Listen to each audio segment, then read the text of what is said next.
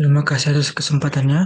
Di sini kami akan mempresentasikan final project TVI kami yang berjudul dengan Air Quality Monitoring in Lake Toba Region.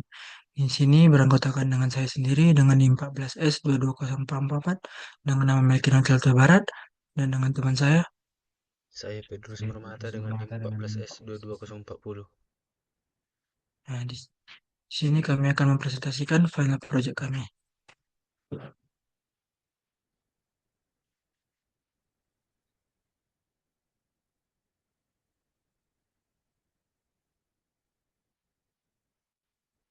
Di sini kami dalam proyek kami ini latar belakang kami adalah di sini kami jelaskan mengapa Danau Toba butuh monitoring kualitas udara.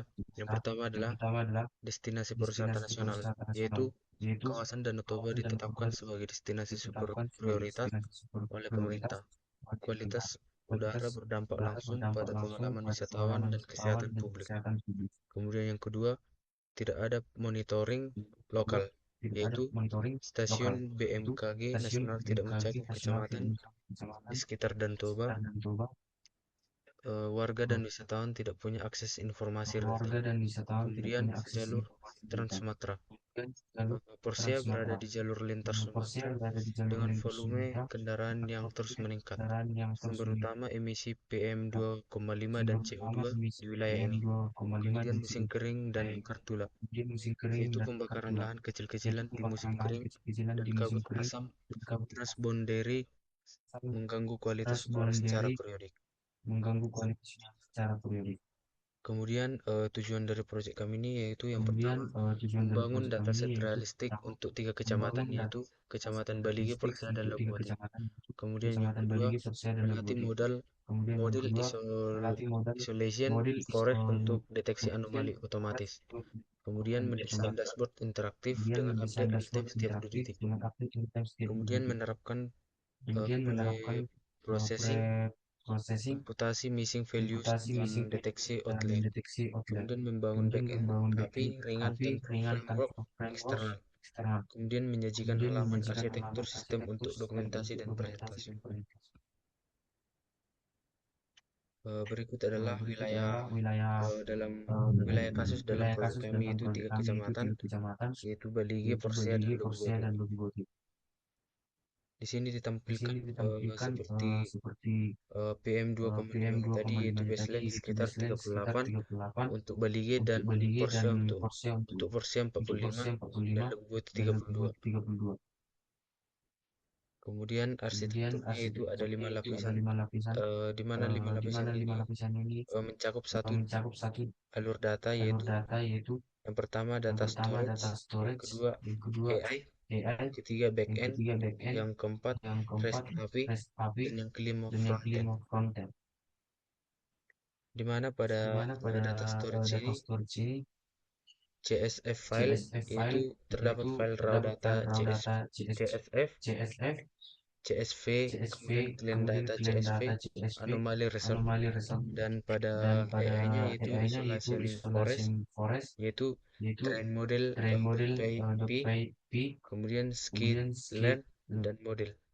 Kemudian pada backend-nya ada Python server, yaitu server Py, kemudian HTTP server, dan port 8765. Kemudian pada REST API-nya ada 6 endpoints, yaitu API untuk current, head map, dan anomaly. Kemudian untuk frontend-nya yaitu HTML dashboard, yaitu dashboard, kemudian arsitektur dan chat.js. Sini saya akan menjelaskan pembagian data. Dalam seriesnya di sini kami memiliki 2160 basis data dan 11 variabel, 3 lokasi dan 30 hari. Struktur variabel yang kami gunakan identifikasi di mana ada timestamp-nya, location, latitude dan longitude. Dan kami menggunakan sensor fisik yaitu PM2,5, CO2, temperatur, humidity, dan sign speed.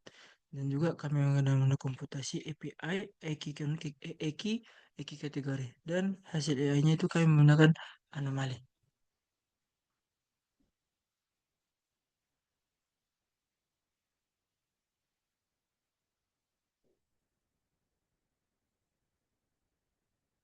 Di sini proses membersihkan data sebelum missing value di diestimasi dari nilai sebelum dan sesudah dalam time series per lokasi edge case ditangani dengan bright file. Jadi missing value di sini kami dengan 3% dan menggunakan outlier detection atau IKR method menggunakan nilai di luar Q1 kurang Q3 IKR Q3 Q3 kali IKR diganti dengan media per lokasi dihitung terpisah agar tidak selalu terdeteksi baseline atau lokasi.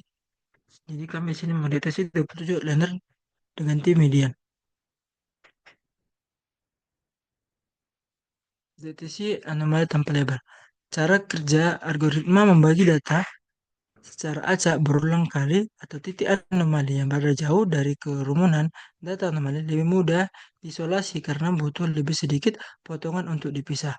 Mengapa cocok untuk proyek ini? Karena ANSA View tidak perlu data berlabel anomali, multiware atau gabungan PM2,5, CO2 dan suhu, kelembapan dan angin. Efisien bisa dilihat di laptop tanpa harus di monitoring secara terus-menerus.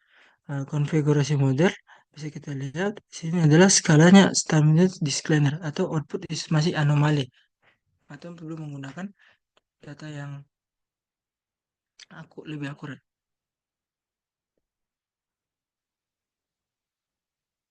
Backend atau Python server REST endpoint. Di sini kita menggunakan backend kami adalah API current, API history, API summary, API anomaly, API headman, dan API location. Jadi dalam setiap data ini kami terdiri ada beberapa API atau 6 REST endpoint.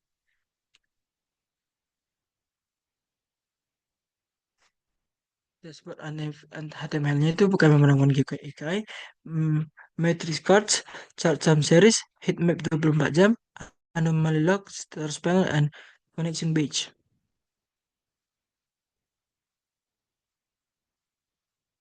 Anomali terdeteksi. Jadi di sini di Porsche memiliki 54 anomali atau sebenarnya 7,5%, di Bali G 32 anomali atau 4,4%, Lagu Boti 22 anomali atau dibilang 3,1%. Di sini insight-nya Porsche paling polutan. Berarti tingkat anomali Porsche 7,5% atau hampir 2 kali lebih tinggi dari Lagu Boti. Di sini konsisten dengan karakter Porsche sebagai jalur lintas Sumatera dengan volume kendaraan tinggi pada jam sibuk di pagi dan sore hari. Di sini ada tampilan dashboard kami dan kami akan menunjukkan beberapa tampilan dashboard atau dashboard yang telah kami buat.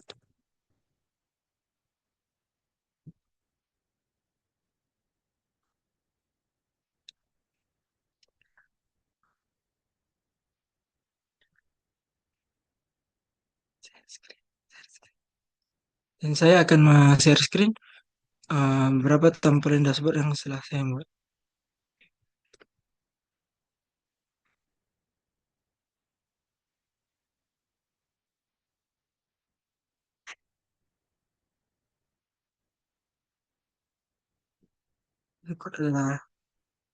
Berikut adalah tampilan dashboard yang telah saya kerjakan.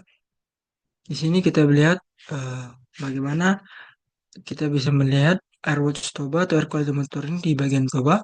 Ada kita bisa lihat balik di sini kita bisa lihat real time bagian Porsche.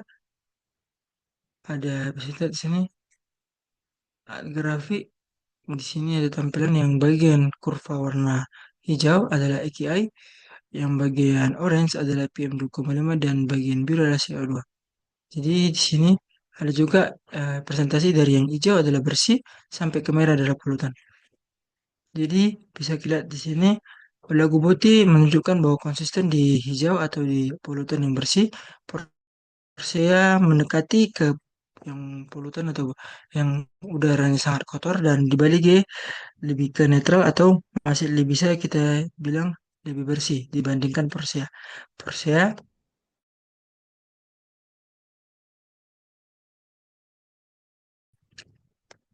hitam dan lagu putih.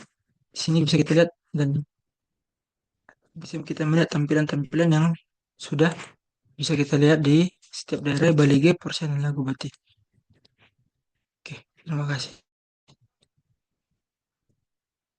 Jadi berikut yang dapat kami tampilkan tentang final project untuk TVI kami. Lebih dan kurang kami mohon maaf. Kami ucapkan terima kasih.